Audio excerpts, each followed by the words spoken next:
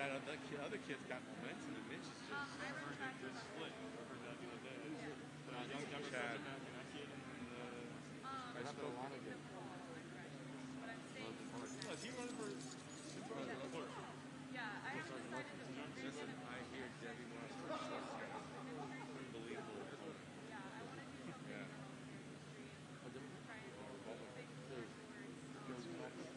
Oh God, what's his face? Oh, she got out of the. She was running for fucking fortune. Yeah. Or She called me. She was running for I'm like,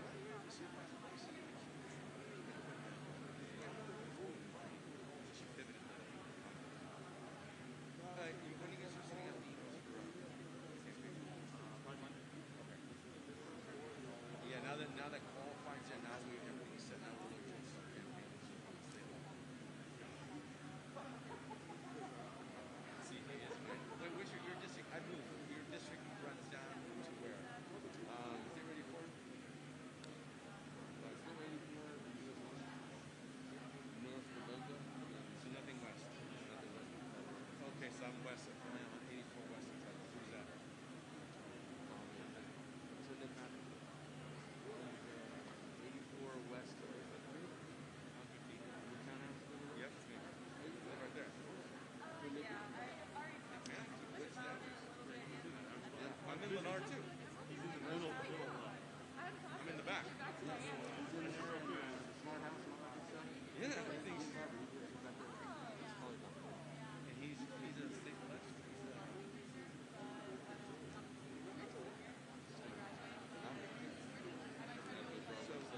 He's kind of commissioner.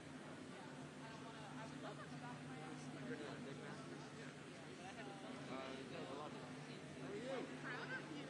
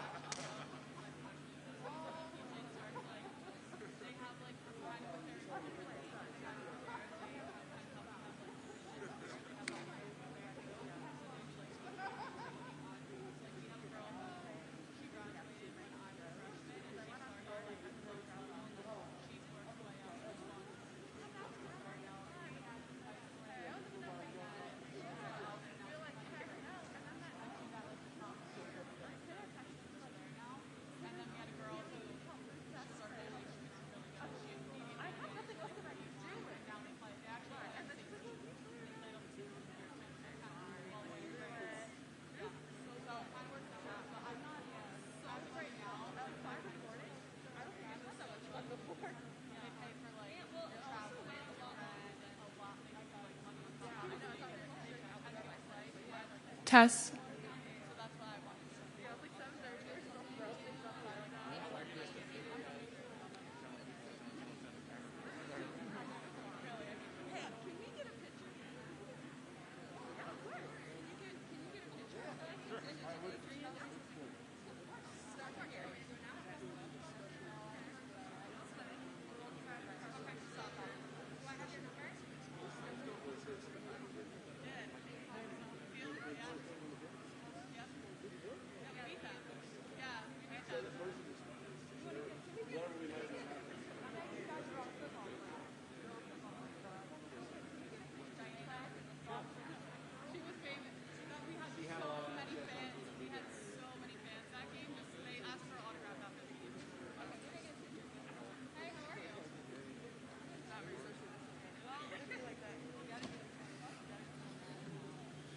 Where did Chelsea go? We stayed in the room in the lounge. Oh, you got the pet phone. Okay.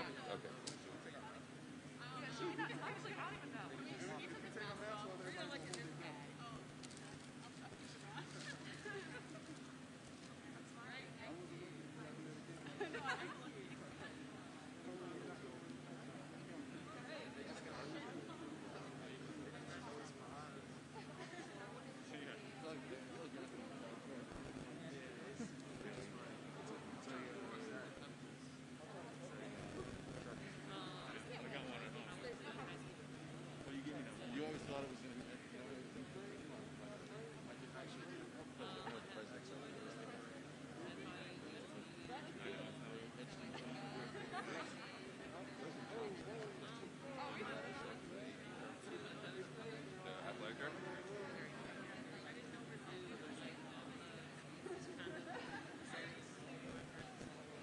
I got his right here. Move that up there.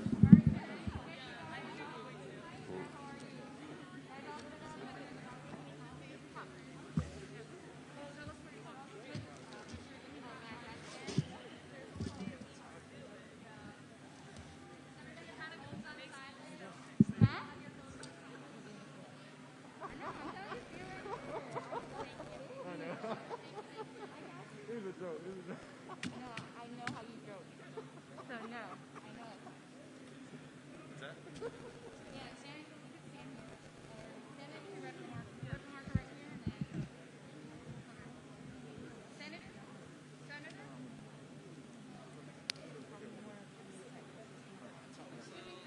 Ready to come out? Oh, we're about to come out, so we can.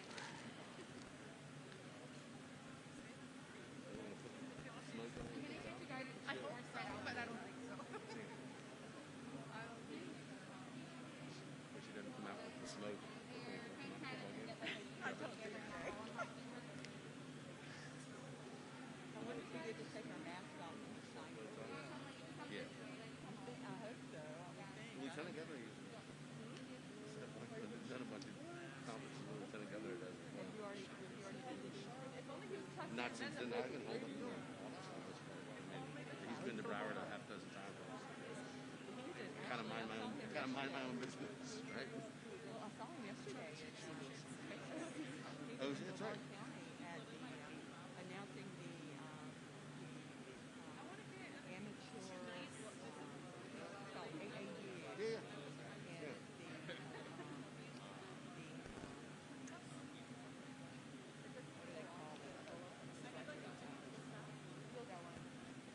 Like their Olympics or their World Games. Yeah. Like amateur. There he is. You didn't throw the binder at me? What's that? You bring the binder? I mean, it's still early in the press conference. The Attorney General's not here, but the other lady sitting next to us is going to be here. For Channel 10. How's everything going, man? Good, buddy. Are you guys, I was going to say, get the smoke first? So it's exactly what we're doing. They're working on that now. We're having some issues with the smoke Or the machine. big U. Don't take the big U. Yeah, I'm gonna write down the new one. Let's just walk back and. Well, yeah. So I mean, that's literally why I slipped this in, so he had an easy look at 1, 2, 3, 4, 5. But I'm just gonna slide that in there for him. All right. We'll just walk. Like Ronna. You guys look a lot like Ronna. What's that? Right?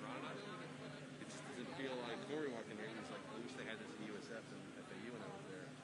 It's not, air conditioned room.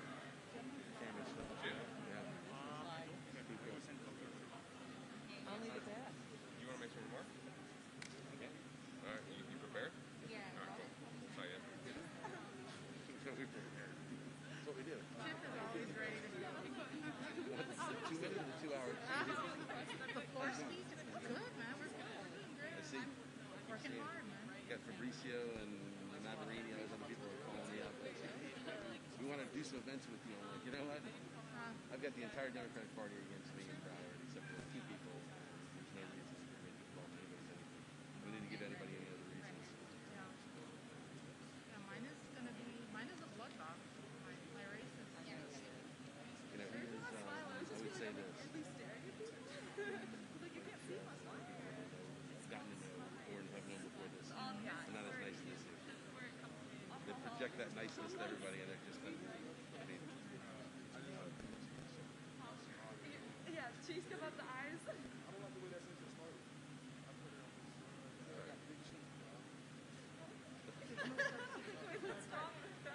no, you're right. Well, actually, we kept our fundraising silent until June, and now we're like, it's gonna, yeah, it's on, but it's starting to get people back in the mood. I mean, not that they won't give, it's just Leader, are you gonna want to say anything? kind of when they I'm not saying anything. I'm an FSU fan. I'm sorry. running their business and all You that. want to speak? Okay, now if leader's gonna say something, and So I believe they're ironing that out. So Representative Marco, you. What's that? thank you, Governor. Yeah, yeah. So let me. Okay. Yeah, it's not just political campaigns, it's philanthropic. Go to Florida State. No, I'm not gonna say that. I got a big guy behind me over here. Hey, go Florida. Go. Do you know? Are you a blue state supporter? I'll go with you. We'll have to run out of here, but I'll go with you. Yeah. No, I'm not. I'm kidding. Go Florida State. I'm kidding around. I would say that. Social distancing going on. He's about to come in. Okay. Okay. Social distancing going on. Thank you. So excited. 3 people are mad. You're right, Doctor. You have masks on. I think they do. You know, I was in North Florida yesterday. Nobody had on a mask. We don't in Bureau either. Lamar County. That's crazy. We don't wear it. We try to do social distancing. And we're also not in a hot spot. The irony, right? Yep. Always irony. Talking to Ryan. Yep, there is. Talking to Ryan. He's the linebacker. Texas. He said when he came home, he didn't have a handler. I said, "Very good." He goes, "We went here." He goes, "I went here." He goes, "I went to a CVS store and they told me I had to leave unless I was masked on." That's what I found out. I'm like, wow. Yeah.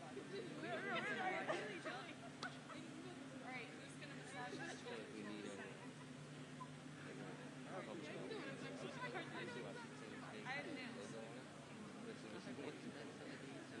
Why not? people need them, right?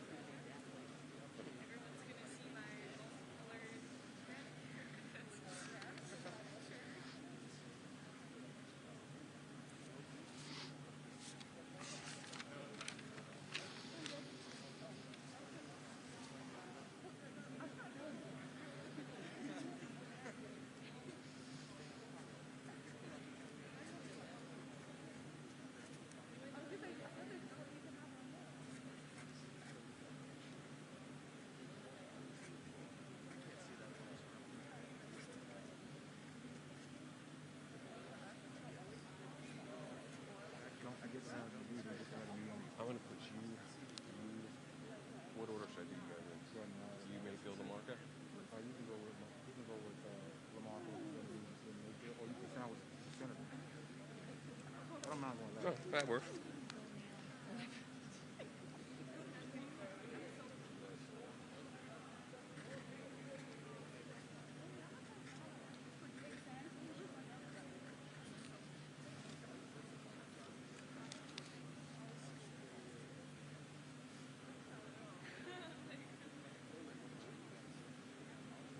Yeah, I have a lady who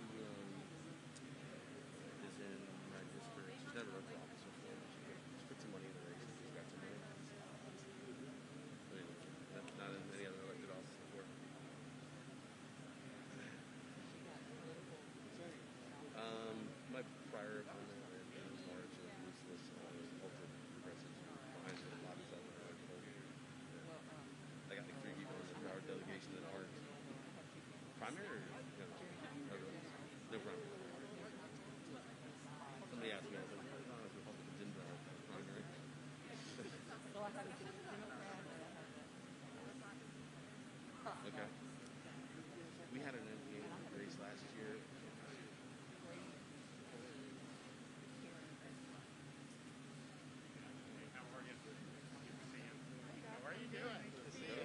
Yes, sir. How you doing? What's up, man? How you doing? What's going on, buddy? Not much.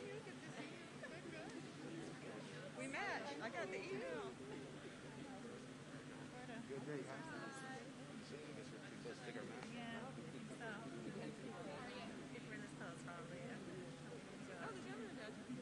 Is he gonna go? Okay.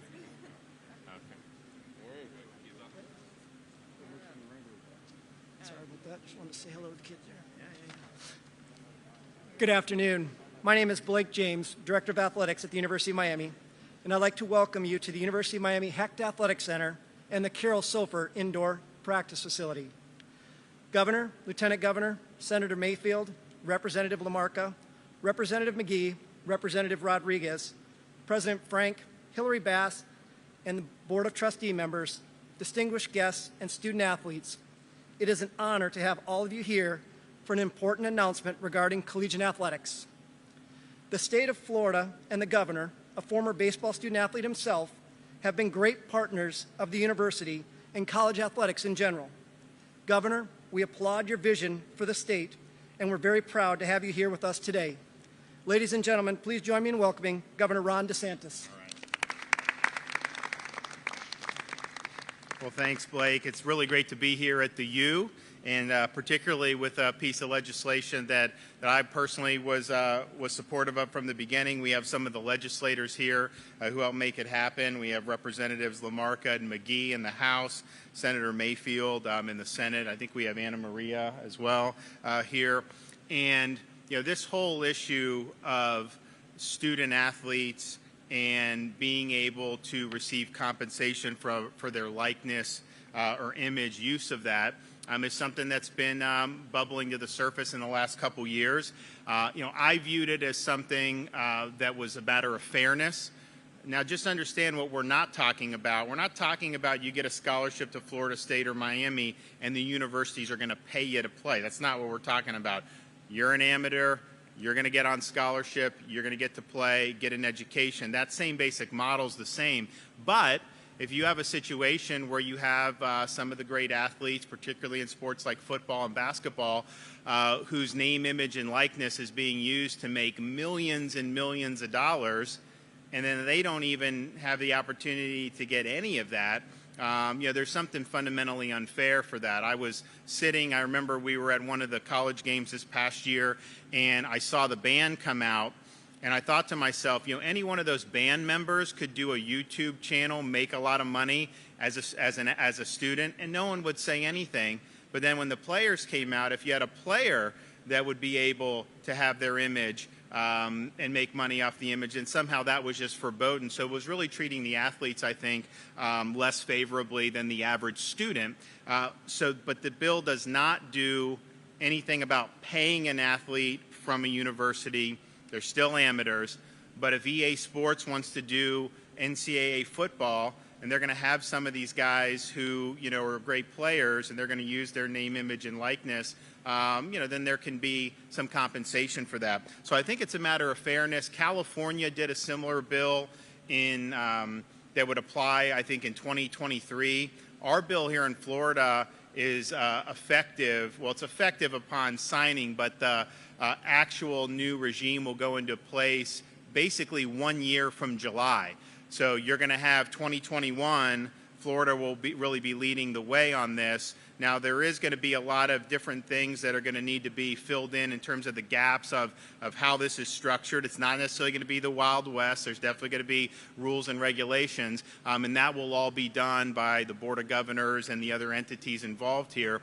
But I think it really is Florida leading the way on this, and I think it's an appropriate thing. We have some student athletes back here at University of Miami, and it's also important to think when you're talking about something like this, you know, we tend to think of, you know, the really superstar folks who've played, you know, great, you know, all of our great universities here, Heisman Trophy winners, great basketball players, whatever, and obviously that's going to be a big issue.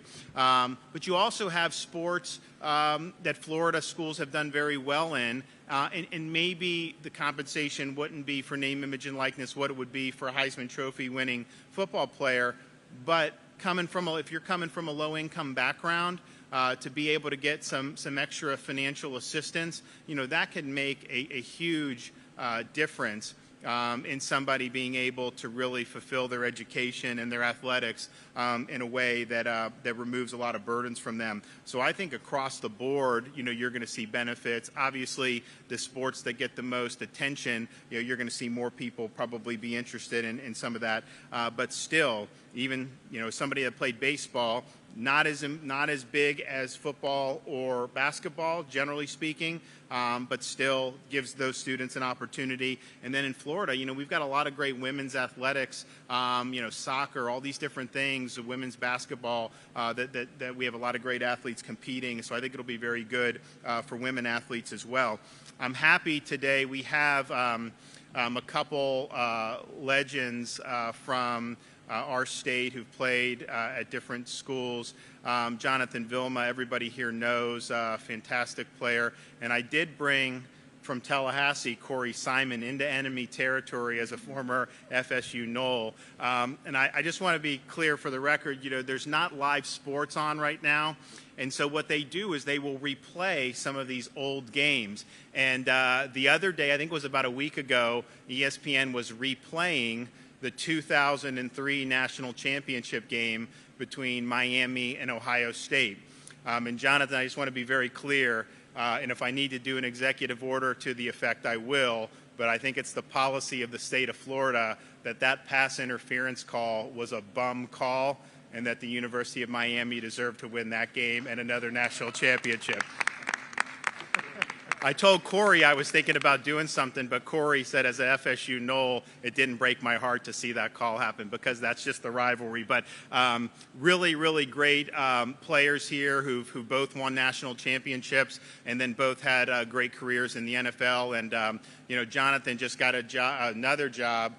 He's going to be one of the main color commentators for Fox's NFL season, so I look forward to hearing him call a lot of Tom Brady games with the Tampa Bay Bucks because I'll be watching those on Sunday. But I wanted to give both of them the chance to come up, talk about what this would mean for student athletes, and then we'll hear from our Lieutenant Governor and some of the legislators, and then I'll sign the bill. So, Jonathan, if you want to come up, and the floor is yours. Awesome. So, thank you for that warm welcome, Governor DeSantis.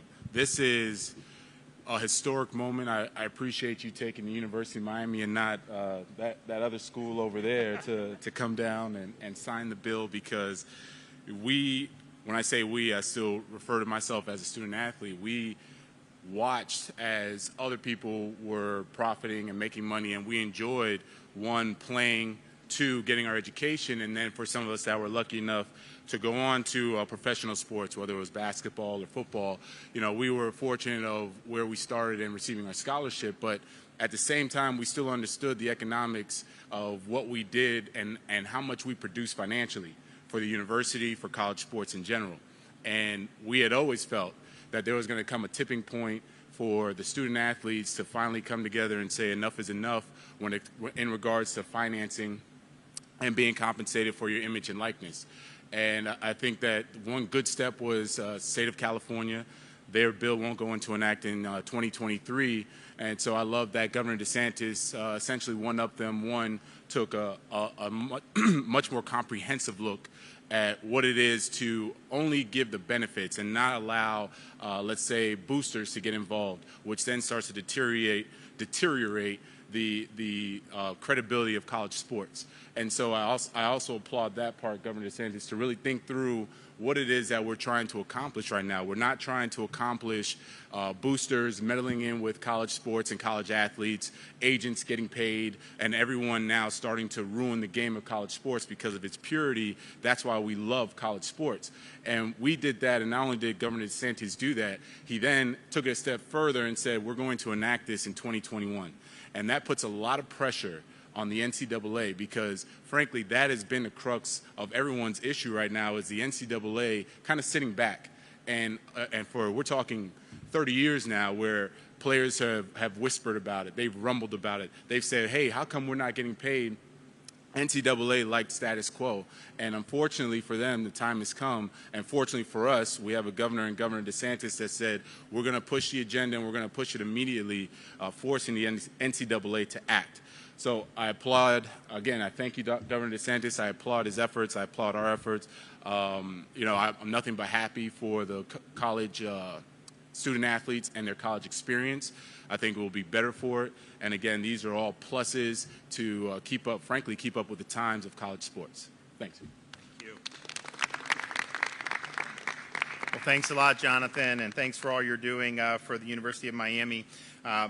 Corey Simon was a really feared defensive lineman for Florida State, part of the national championship that they won in the late 90s under Coach Bowden, and had a great career with the Philadelphia Eagles. He is originally from South Florida, but makes his home now in the Tallahassee area. He's involved with a lot of youth sports, youth football in Tallahassee, and was with us at the beginning of this when we announced that this was the way to go. We had Keone, we had Chip, and Corey was being able to speak from the athlete's perspective, saying that this would be a good idea. And I would remind people, when we did that press conference last fall, I think within a week the NCAA came out and said, hey, we're going to have to reevaluate this, because California had fallen. But, California's out. But then when you had Florida, those are two, real heavyweights there. And I know some other states are now starting to look at this as well. And so this will, I think, create, even more incentive to do it. But I wanted to let Corey Simon come up and say a few words in enemy territory. Go Noles. That's right. Go Noles. Thank you, Governor. Thank you, legislator. The fact that we stood in the Capitol last fall and talked about this and brought it to the attention of everybody out there, it's encouraging to see it move through both the House and the Senate and now become law. I want you all to take a look, and those that are out there, to take a look at this from the player perspective. And not just the player, but the student athlete. Because a lot of kids, and you can ask them all, a lot of kids sacrifice to come to college as student athletes, because many of them were working, bringing money in the home, and the parents said, listen, you have to go get this education. You have to go live your dream. But they still left behind a burden that they deal with every single day. They're not only trying to feed themselves, but they're trying to send money home and help their families.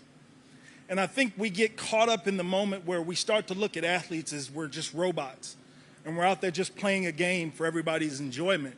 But once we leave that court, once we leave that field, there's still a responsibility that we have to our communities, to our homes, that we have to carry.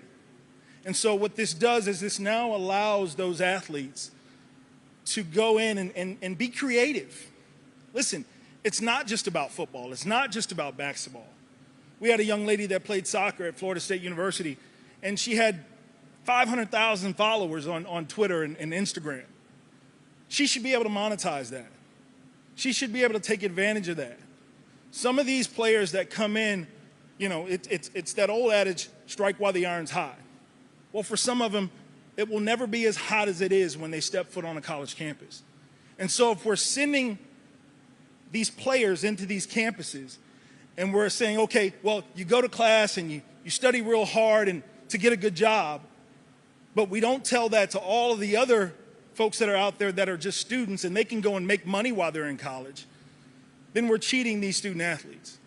And so I'm so proud of what the governor and the legislature has done to now make this a reality for our young athletes that are coming onto these campuses, that they no longer have to carry this burden, that they have an opportunity to go out there and monetize their talents. And so thank you guys. We really appreciate it. I look forward to seeing this thing move forward. There's a lot of things that universities can do to help these students, and some of that is written into this bill. I'd love to see those universities really start to teach these young athletes what it is to make money and how to take care of it and how to make that money work for you and not waste it. And so that's my charge to our student athletes is you're going to get some money. Don't waste it. Take care of it. Make sure you have something when you leave college. And so thank you guys. Thanks everybody that has made this happen. Governor, thank you again. Awesome.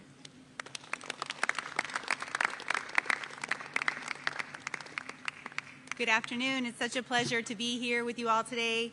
As we all know, the Sunshine State has long been the envy and a powerhouse for college athletics.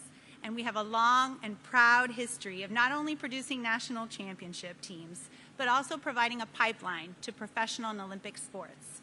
And I would say that today, as I stand here at the U, and I must admit I did not attend the University of Miami, but like everyone in my age bracket, grew up a proud Hurricanes fan, watching a dynasty. It is a great privilege to be able to be here and see this bill come to fruition.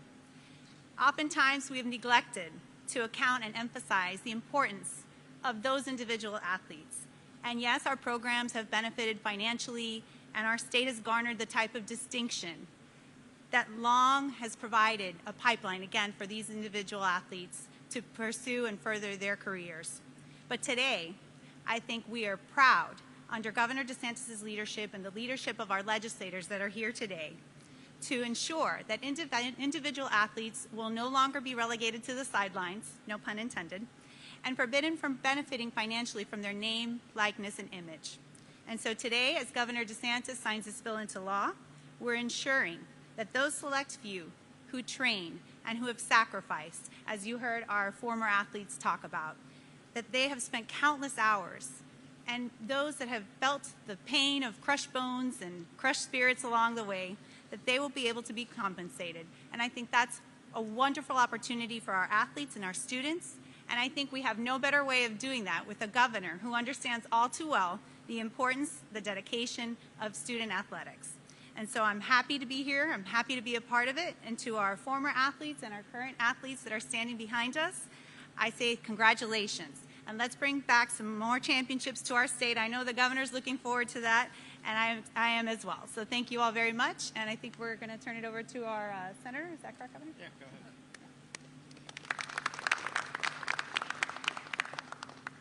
Thank you guys for being here. And you know, when and I will tell you this, a true story is when I first found out about this bill, my son, Evan, who is at Troy State University studying a master's program in sports management, said, "Mom, you guys need to get up to speed on this. California has this bill, and as Governor DeSantis says, you know, Florida needs to be the leader in this." And so I reached out, and just happened that Representative LaMarca, who is going to be speaking next, had a bill on the House side. So I asked him, I said, well, can I sponsor this on the Senate side? This is really something that has been needed for a long time.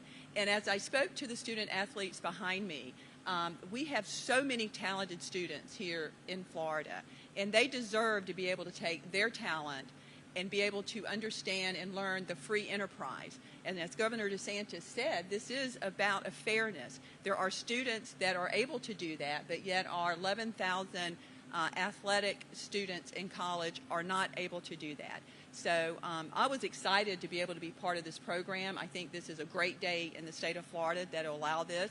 And as Governor DeSantis said earlier, the bill will not go into effect for a year. So some of these athletes standing behind us will not be able to benefit, but a lot of them will. And in speaking to them, they are really in supportive of this, and they know this is a long time coming. So, and as it was also said that the NCAA, this is going to put pressure on them to have to do something. And so, Governor DeSantis, thank you. This was at the right time to be able to do this, and I want to thank our other guests that were here and supportive of this. You know, a bill is very hard to keep clean going through the process. And that's what we did with this bill, because we knew an exact vision that we wanted this to do in order for this to get through the process and pass. And I think that's the product that we came up with. So thank you guys for coming to this event, and I look forward to some really great success outcome of allowing our students to be able to do this. Thank you.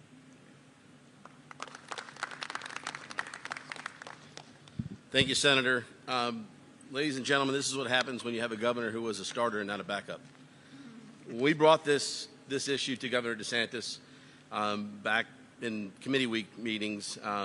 We sat and talked about it, and he was very cautious about issues of finances and making sure students were prepared. And we started rolling these things into the bill. And as Senator Mayfield mentioned, we did sit and talk with quite a few senators before we kind of went down this road together. I was proud to have the support of the Minority Leader McGee in the Florida House. But one of the things that we didn't talk about here about our student athletes, and you heard from two amazing ones, and trust me, If Florida State was kicker U, there would never been a linebacker U. Unfortunately, they weren't. Those are some great games. But when we think about Florida, Florida State, Miami, and even some of the other teams, but for them all being in one state, there'd be a lot more championships here. What we didn't talk about, though, were these student athletes that were described by two former student athletes, that 19% of them are struggling with homelessness, and up to 24% are struggling with food insecurity. And you think everything is here. Well, students were asked to go home, but they weren't necessarily sent to their own home if they didn't have one, and they weren't necessarily sent with food. The folks here at University of Miami were the very first leaders we spoke with, and we spoke to them all around the state of Florida, and they were very gracious with their time. They came up to our office, and we talked about these issues. But, well, so many, as was mentioned, well, so many people profited off their talents. These young students were left behind in an athletic system, quite honestly, that's centered on greed. But today we changed that. We changed that with Governor DeSantis. As I had said before, Florida is not a follower. We're a bold leader that takes steps and leaps while others sit in the sidelines. And today, with the athletic directors, university leaders, sports industry professionals, former and current athletes, and these amazing student athletes that are behind us, and Corey, I hate to correct you because you're much bigger than me, but she had 1.5 million Instagram followers, Dana Castellanos did, and she's now playing professional, thank God, because she could not use those while she was in school. Wearing a school's jersey should not mean choosing between your talent and earning money to support your education and your family. Now more than ever, as we've seen, students must have the flexibility to continue their education, provide for themselves and their families. Every one of the nearly 500,000 student athletes across the United States of America should be able to earn from their talent. And if the third largest state in the United States can do it, then so can the Collegiate Athlete Organization. When I began this journey, as I mentioned, the team did not expect this outpouring of support. And we were honored to be able to spend a few minutes with the governor. I can tell you that it does help to be from Broward County when his chief of staff is from Broward County. So I want to say thank you to you, Governor DeSantis, for your steadfast support of this. Looking forward to seeing the bill not only signed but implemented next July. I think what you're going to do here, along with the other legislators and the people who have spoken about this, is change the conversation that the NCAA, the NAIA, or anyone else is having. From a United States Congress and Senate perspective, we're going to finally start seeing these bills come where they're national, and we'll be able to do this around the entire country. I don't really want to. Of course, we all want to have Florida have a little benefit, but for this first year, until they get their act together, maybe we'll have a benefit. So, Governor, thank you very much. Thank you. And let me begin by saying, Corey, don't worry about it. We've enacted the ceasefire, so we're going to be all right here. And secondly, let me just say this to Mr. Governor. Thank you very much. It seems like yesterday when we met and we discussed the intricacies of the bill, you were steadfast. You stood on the right side of history. You understood the importance and the fairness of something of this nature. And secondly, let me thank my colleagues in the Florida House and also Senator for the reality check. Many people say that Democrats and Republicans tend to have a problem when it comes down to putting the people's interests first. But what we've realized through this bill is that we, as elected officials, we have bosses.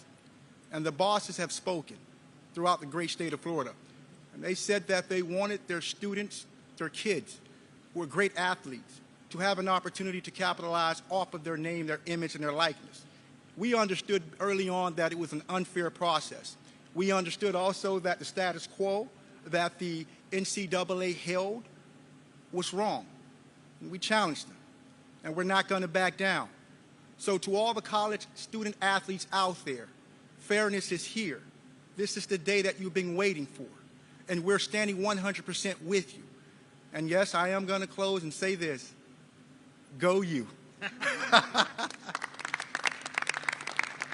Well, thanks to all the legislators, and I'll sign this bill in a minute. I would just say that Florida is leading on this, and if you're a blue chip high school recruit out there thinking about where you want to go, one of our Florida schools I think is a great landing spot for anywhere in the country, but particularly for all our great Florida high school players, stay in state. I don't want to see people going to Alabama and Clemson, and I know they've got good programs, but I think there's nothing better than winning a national championship in your home state. So maybe this will be added enticement. We'll see what happens, but I think it's a great first step, and it will be law in about a minute. So I'm happy to sign it. You guys want to gather around?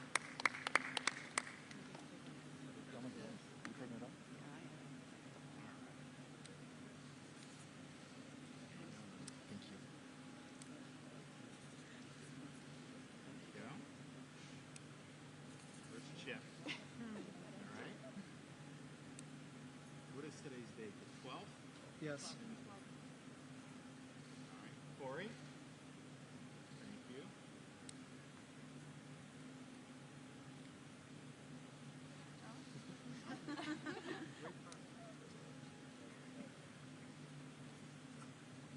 All right, last one. Who wants it? There we go. All right, it's done. Good job, everybody. All right, I think I'll stop over here, do a little press over there, and then we'll head out. Thank you guys all for coming. Stay behind the podium. All right. Michael?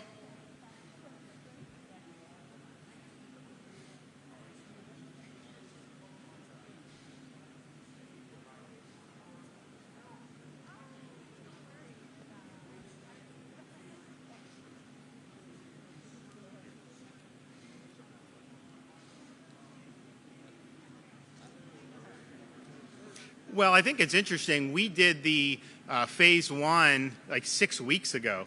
So the idea that all of a sudden now would be linked to that. But when I went back and looked at, I said, okay, what about Memorial Day? Because a lot of people thought that weekend maybe would do something. But if you look at from the Memorial Day weekend, I looked from I think the 24th till today, Miami-Dade COVID hospitalizations are down 13%. Duval County, where they're going to have the Republican National Committee, Memorial Day weekend to the present, COVID hospitalizations are down 50%.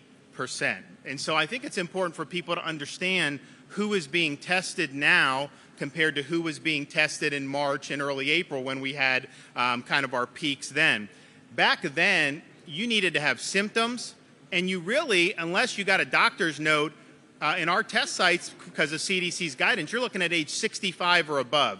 So the majority of cases we were getting were kind of in people in more of the high-risk groups. Now we have widespread testing. We're doing 3 times as many tests a day now than we did at the end of March, which is partially what the numbers, but partially you don't have to have symptoms. You don't have to, there's no age restrictions. So what you're seeing is, well, I think the number one outbreak we've seen is in the agriculture communities. You're seeing there was just a big case dump in north central Florida. There was a watermelon farm. You've had farm communities in Collier, Palm Beach, Martin, Levy, Hendry. And what happens is these are workers that are working close together. Once one gets it, it tends to spread very rapidly throughout those areas. Now, there have been mitigation strategies that are in place to do it. The good thing about that is these are people in low-risk groups, so you have almost none of them end up hospitalized. The fear would be is if they're in multi-generational housing and maybe have contact with the senior citizen, or if they're going out into town. We're also concerned about a lot of these farm workers. This is about the time of year they start to leave to go to other states. So we're talking with some of the other states to let them know. We also have our Department of Health is working with our growers to mitigate any of the spread. But if you look at the state of Florida and the percent positivity by county, all counties that are 10%, and we don't have any, I think, that are above 15, but the 10 to 15% counties is all because they either have agriculture outbreaks or prisons or both. In some of the rural counties, the prisons, they'll have big time population will test positive. So we made a decision about 3 weeks ago with the Department of Health to have all the local county health go into these communities and test.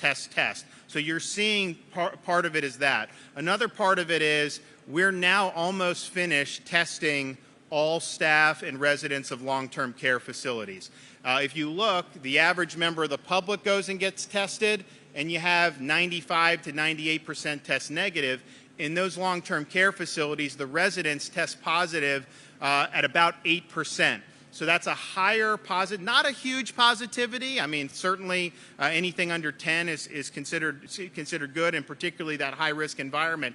But you do see that. So we should be having all those tests done, all those remaining results reported, hopefully over the next few days. And so that will also be another thing. But that has absolutely been a big factor in what we've seen over the last couple weeks, because those are the most difficult areas. But I think that's the right thing to do, to go into the areas where we know you're more likely to see outbreaks, isolate those outbreaks so that it's not spreading beyond in there. And then what you also have now too, CVS, all these places, you can now go get tests.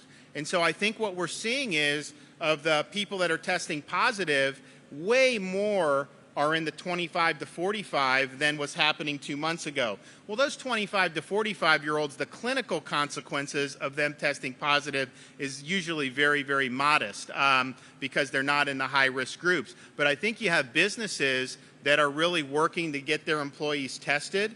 And for example, if you're working at a restaurant and you get tested and you're positive, then you're isolated. So that's a good thing, because it prevents that from being able to be spread. Now, these are people who, by and large, do not have any symptoms. So they're being told as a precautionary measure to test. So we're going to continue going.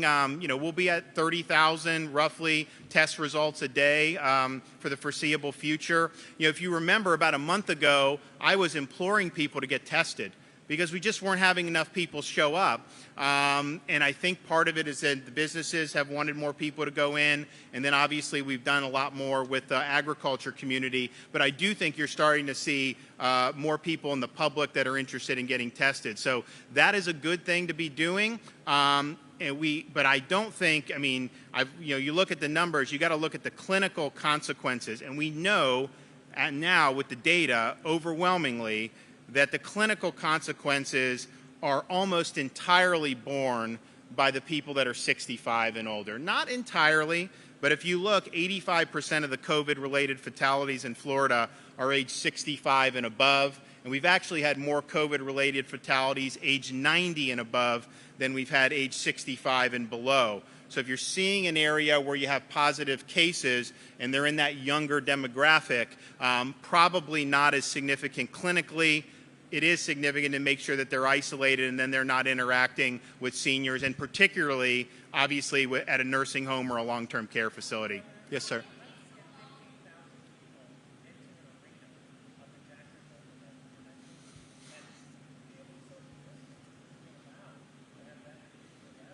Well, we'll see. That's a couple months away. As I mentioned, the Duval County, their hospitalizations are down 50% since May 24th for COVID-related, which obviously is a good sign. They've had a relatively minor outbreak compared to other parts of the country. But I know they're all working on that. I know they're going to be talking with local government, local health officials, all this, and they're going to be able to work it out. I would remind people that we just were through an era, a 2-week period, where you had tens of thousands of people gathering in very close proximity, Hollywood, California, New York, all these places.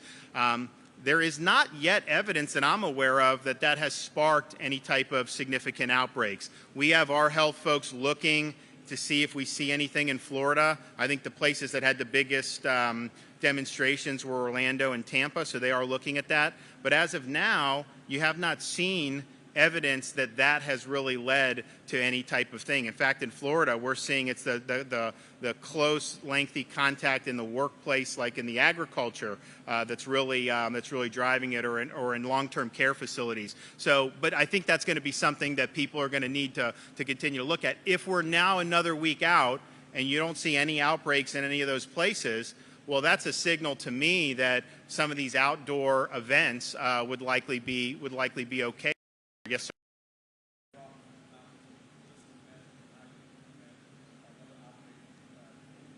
Yeah, I think, well, first of all, the RNC is going to do a lot. When they came to me, they said, we plan on testing, we plan on doing this stuff. So it wasn't like they were coming empty-handed and just saying that they were expected to have nothing. They've been thinking about this a long time, and I think it'll be a mix of mitigation measures and testing, but they are really working hard on it. They're working hard with the folks at the White House, and so it was convinced to me that that it could be done in a way that minimized risk to folks. And of course, if some of the delegates span different demographics, if you're somebody who's in more the at-risk demographic, then that may be something that you want to consider in terms of whatever type of measures that you can do. Yes, ma'am.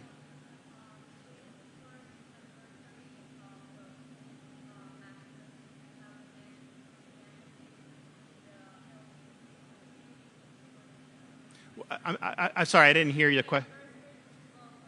Okay. Oh, yeah. So the Pulse, we put out a proclamation. We've lowered the flag at half-staff. Without question, one of the most dastardly deeds that's ever been done in the state of Florida. It's I think reverberates to this day, and I think it was appropriate to continue to recognize the memorial of the anniversary with the flag at half-staff for the people of Orlando, for LBGT community, for the folks involved with Pulse nightclub, and we don't want to ever see anything like that happen again.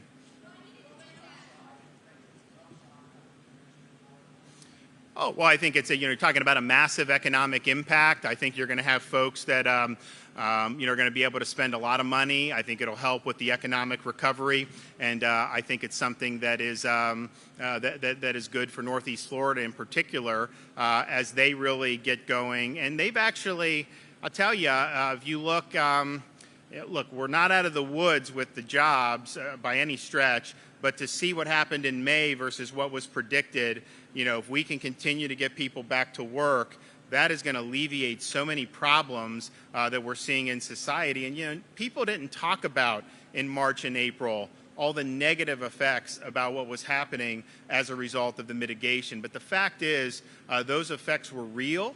Florida, we did our best to minimize those effects, and I think we did a better job than many other states. But let's not kid ourselves and act like those effects aren't profound, and not just in terms of economics, in terms of social, in terms of public health, for other things. We are still now in a situation where we have a lot of kids that haven't gotten their immunizations.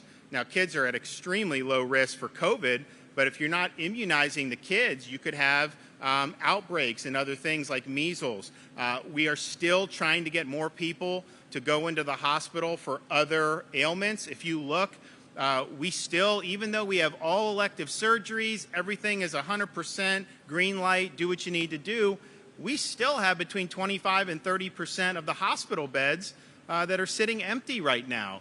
And part of that is because our COVID patients have been pretty stable over the last 6 weeks. But part of it is you don't have as many people that are going to be able to get treatment that they should be getting. Maybe that's still lingering fear of going to the hospital, but our message has been take care of yourself. The hospital is going to be a safe place to go. If you're having heart trouble, if you're having stroke symptoms, you do not want to put that off, because then the health effects of that will cascade.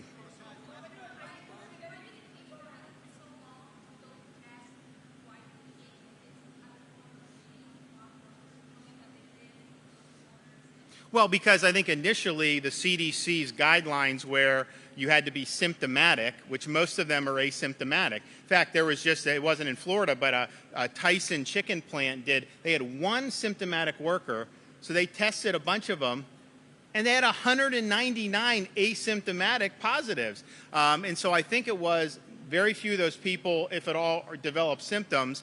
And then when you have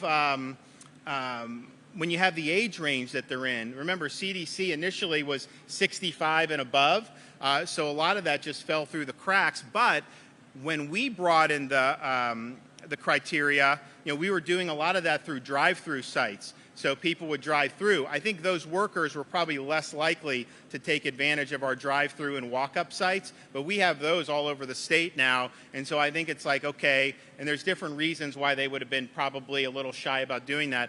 But I think the thing was, from a public health perspective, we were kind of identifying the areas. We knew prisons, we knew nursing homes. That was kind of the third leg, if you looked around the country, those types of things. And so they made a concerted effort to go out and get that done. Now, we now have a lot of resources. Remember, in March, I was literally on the phone directing 100 swabs at a time to different hospitals because they were so scarce. Well, now we can order as many swabs as you want. That whole supply chain has really opened up. So you have the ability to do some of that, and that does mean that you're testing people, a lot of people who are not symptomatic. And so the good thing about the ag, I mean, clearly it's definitely taken off here, but the good thing is if you can mitigate it, and one thing we've noticed, they get driven to work sometimes in these buses. So you look and you have like all these people crowded into buses. So we were talking to Palm Beach because they've got a number of the communities. They're thinking about maybe get more buses so you can have some people spread out a little bit. But you can definitely see it's just like really close contact. And then throughout the workday, you know, that's what you're seeing from day to day. So, okay, well, very good. Thanks, guys.